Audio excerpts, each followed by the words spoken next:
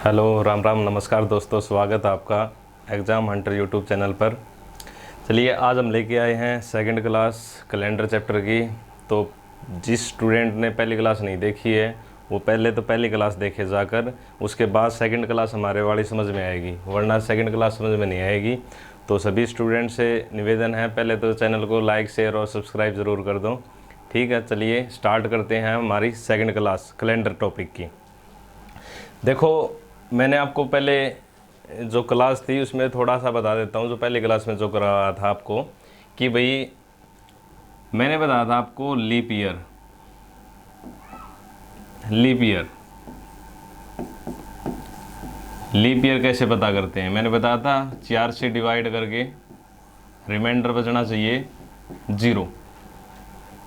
Leap year को 4 से divide करेंगे, रिमाइंडर बचना चाहिए 0। जैसे फॉर एग्जांपल 2016, इसको अगर हम 4 से डिवाइड करेंगे और मैंने बताया था आखिरी के 2 डिजिट डिवाइड करके देखेंगे, इसको कंप्लीट डिवाइड नहीं करेंगे, आखिरी की 2 डिजिट, तो ये 4 से डिवाइड हो जाएगा। तो ये हमारा क्या है, लीप ईयर। सेकंड क्या बताया था, नॉर्मल ईयर। नॉर्मल ईयर में मैंने बताया था जो ईयर 4 से डिवाइड ना हो, जो 4 से डिवाइड नहीं होगा वो होगा नॉर्मल ईयर, यानी कि साधारण वर्ष। फॉर एग्जांपल 2017, ये 17 देखिए 4 से डिवाइड नहीं होगा, तो ये हमारा क्या है, नॉर्मल ईयर। और इसमें फरवरी जो मंथ है वो कितने दिन का होगा, 28 दिन का होगा। और जो लीप ईयर है इसमें फरवरी जो है 29 दिन की होगी। ये मोटा मोटा बताया था मैंने पहली क्लास में। साथ में लीप सेंचुरी का बताया था। इसकी पहचान क्या है, जो शताब्दी होती है सबसे पहले उसकी पहचान है लास्ट में 00 मिलेगी। और लीप सेंचुरी का पता करने के लिए हमें डिवाइड करना होगा उसको 400 से, और रिमाइंडर बचना चाहिए 0। फॉर एग्जांपल जैसे मानकर चलिए 1600 है, इसको हम अगर 400 से डिवाइड करेंगे तो ये कंप्लीट डिवाइड हो जाएगी। तो ये क्या है, एक लीप सेंचुरी यानी कि लीप शताब्दी। और फॉर एग्जांपल 1900, क्या ये 400 से डिवाइड होगी, नहीं होगी। अगर नहीं होगी तो ये लीप सेंचुरी नहीं है। तो मोटा मोटा पहली क्लास में यही बताया था कि भाई लीप ईयर क्या होता है, साधारण वर्ष क्या होता है, और लीप शताब्दी का कैसे पता करेंगे, और शताब्दी की पहचान क्या है। लास्ट में 00 होगी, वो क्या होगी, शताब्दी की पहचान होगी। इससे आगे टॉपिक स्टार्ट करते हैं। चलिए,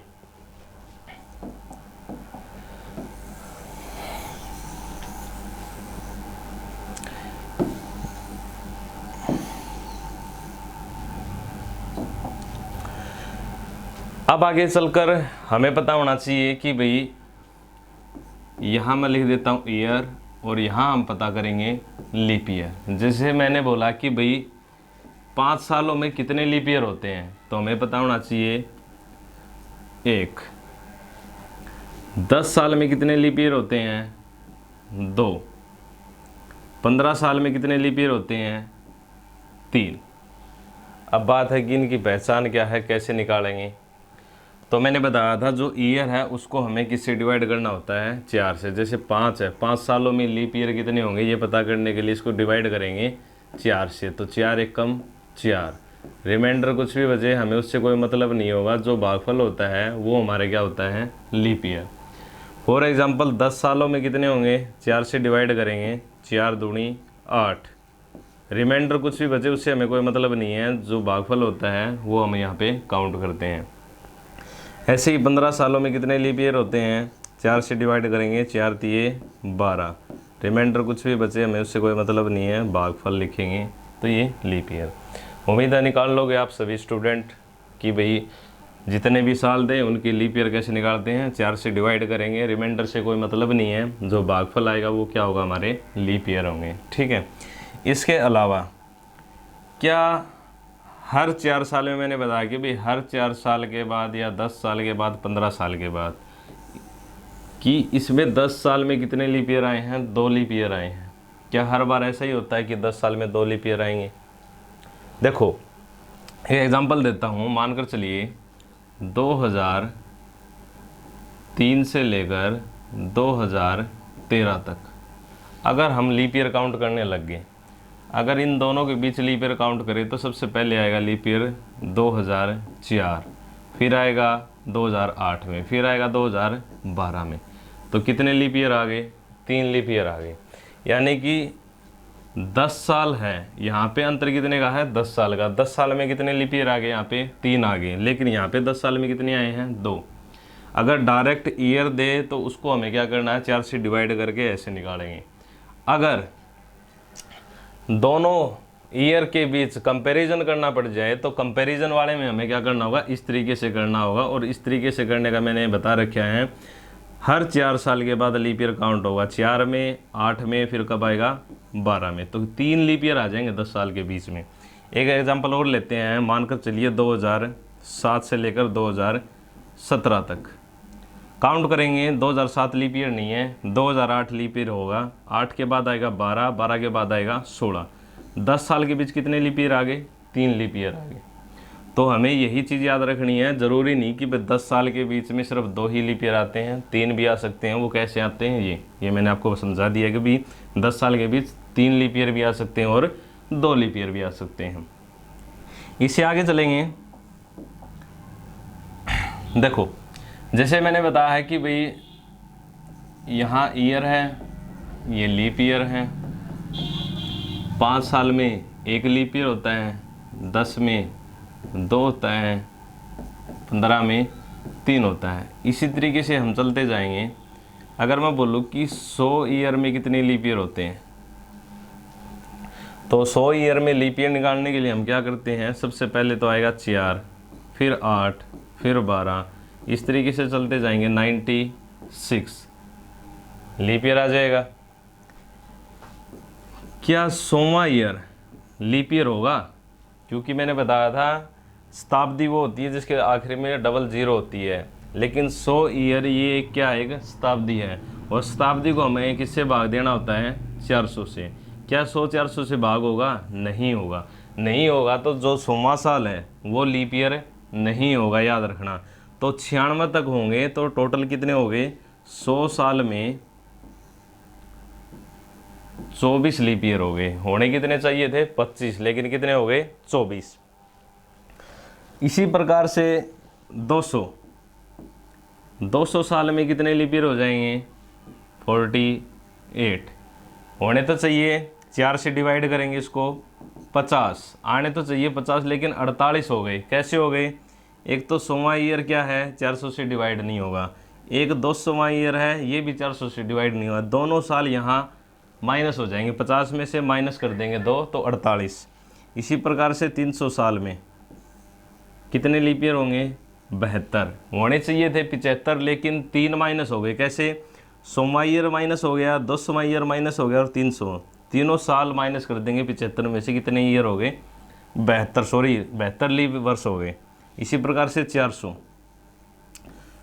में होने चाहिए थे कितने? 96, लेकिन 96 ना होके कितने हो जाएंगे? 97। 97 क्यों होंगे?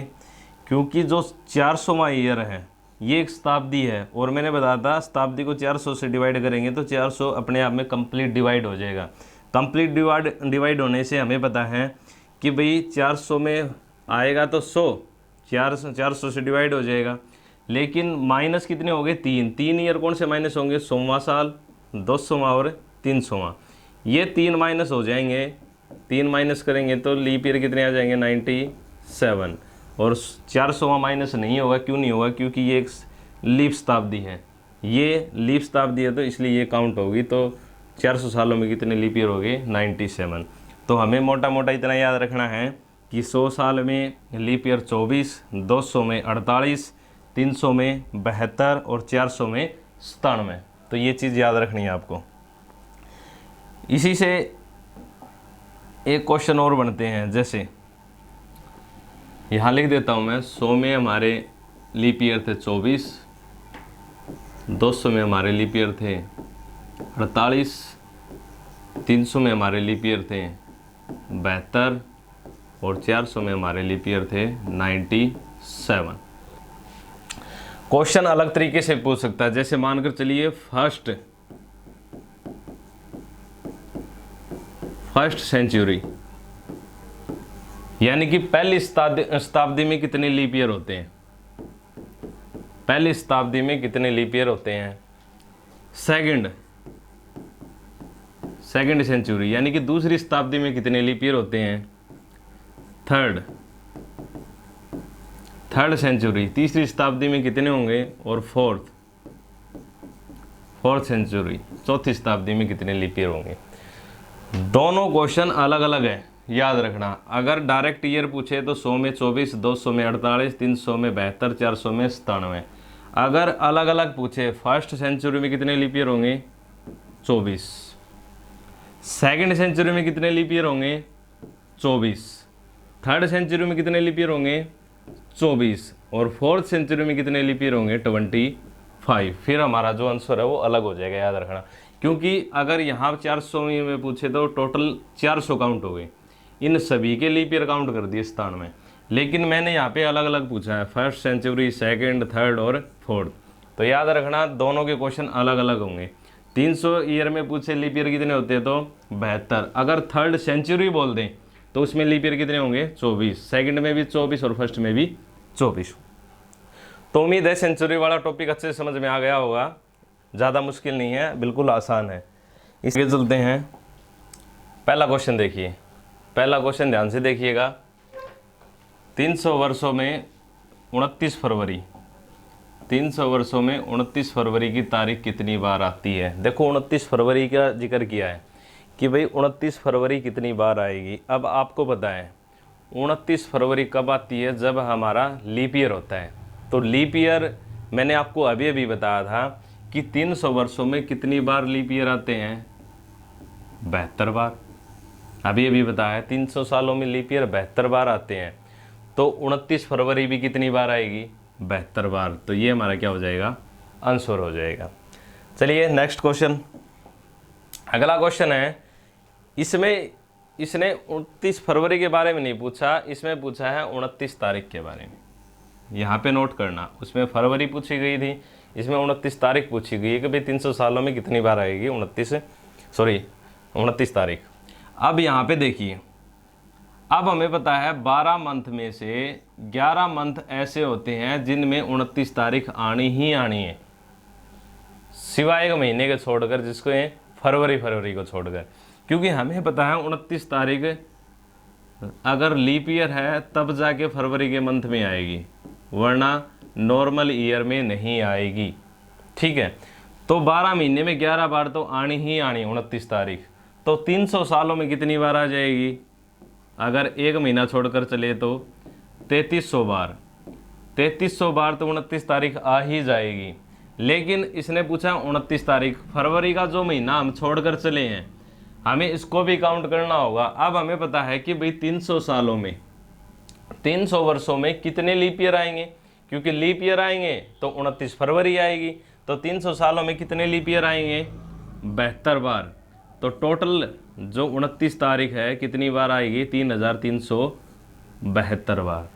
तो उम्मीद है दोनों क्वेश्चनों में जो अंतर है वो समझ गए होंगे। पहले वाले क्वेश्चन में पूछा गया था 29 फरवरी कितनी बार आती 300 सालों में, तो 29 फरवरी मतलब लीप ईयर कितनी बार आएंगे 300 सालों में, तो कितनी बार आएंगे 72 बार। और इस क्वेश्चन पूछी गई 29 तारीख पूछी गई है, तो 12 महीने में 11 बार तो आनी ही आनी है 29 तारीख, सिर्फ एक महीने को छोड़कर फरवरी को, क्योंकि साधारण वर्ष में फरवरी 28 दिन की होती है। लेकिन इसने 29 तारीख पूछी है तो हमें काउंट करने हैं बाद में फरवरी का महीना भी।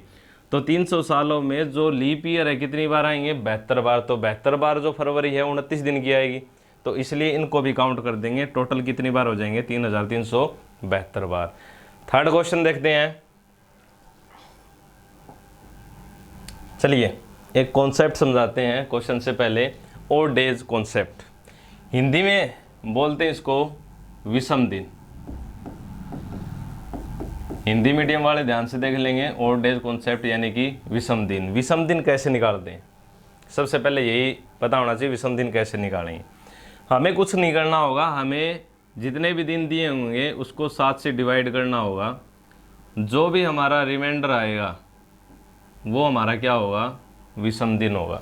जैसे मानकर चलिए मैंने आपको बोला कि 15 दिन में 15 डेज और डेज बताइए 15 दिन में। तो इसको हमें क्या करना है, 15 को 7 से डिवाइड करना है, जो भी रिमाइंडर आएगा एक, वो हमारा क्या होगा, विषम दिन। जैसे मानकर चलिए 24 दिन में कितने विषम दिन होंगे, 24 को हम 7 से डिवाइड करेंगे, 7 या 21, कितने विषम दिन बच जाएंगे, 3।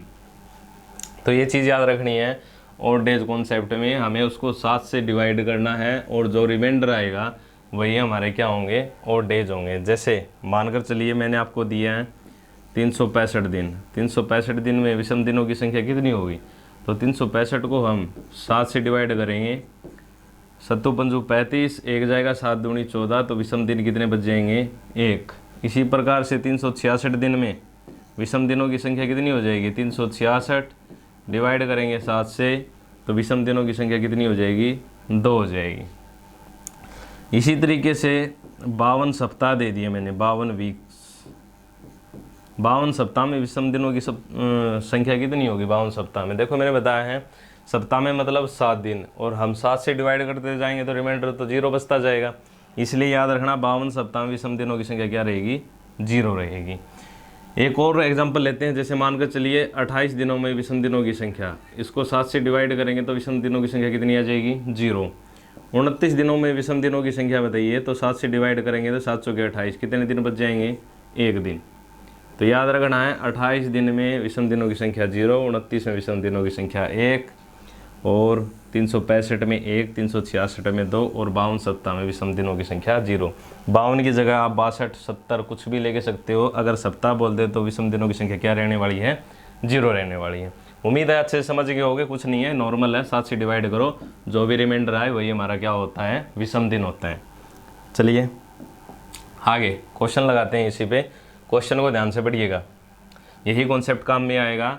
यदि आज बुधवार है तब आज से 23 दिन बाद कौन सा दिन होगा, 23 दिन बाद का पूछा है, तो आज बुधवार दे दिया इसने, यहाँ पे और डेज काम आएगा, जो अभी मैंने बताया था और डेज कैसे निकालते हैं। अब इसने बोला है कि 23 दिन बाद, बाद मतलब है आगे वाला दिन, यानी कि आने वाला दिन। अगर आज बुधवार है, हमें कुछ नहीं करना, 23 को 7 से डिवाइड करके और डेज निकालेंगे 23 दिन के। अब यहाँ से 23 दिन के और डेज कितने निकलेंगे, 2, 7 या 21, कितने दिन बच गए, 2। अब बुधवार है, आज बुधवार है, यानी कि तब 23 दिन बाद, यानी कि 2। अब ये चेक करना है पीछे वाला दिन पूछा है या आगे वाला दिन पूछा है। बाद का मतलब है आने वाला, आने वाला मतलब है आगे वाला, इसका मतलब क्या है कि 2 दिन आगे वाला दिन पूछा है, तो बुधवार से 2 दिन आगे क्या हो जाएगा, शुक्रवार। तो हमारा आंसर क्या आ जाएगा, शुक्रवार। यहाँ पे हमारे और डेज काम आएंगे।